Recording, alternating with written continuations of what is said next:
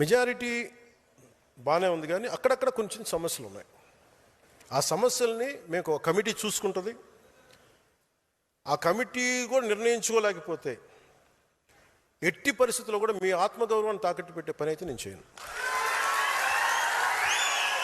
ఎందుకంటే నేను మాట ఇచ్చాను, ప్రజల తాలూకు సుస్థిరత నిలబెడతానని.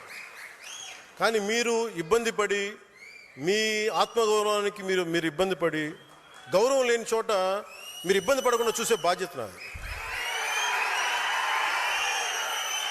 ఎందుకంటే ఎందుకు నేను చెప్పగలను అనుకున్నప్పుడు, నేను మద్దతు ఇచ్చినప్పుడు చాలా త్రికరణ శుద్ధిగా ఇచ్చేస్తాను.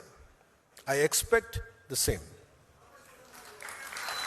ఎందుకంటే నేను నమ్మినప్పుడు నేను అంతా గుండె కవాటాలు తెరిచేస్తాను, నేను నిలబడతాను.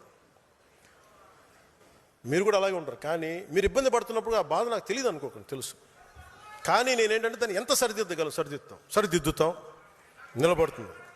అందుకని ఇవన్నీ నాకు తెలియదు, మమ్మల్ని ఇబ్బంది పెడుతున్నారు, ఇవన్నీ ఉన్నప్పుడు కొన్ని చోట్ల కొంతమంది నాయకులు, it will be corrected, it will be addressed. మీకు ఈ మాట ఇస్తున్నాను నేను.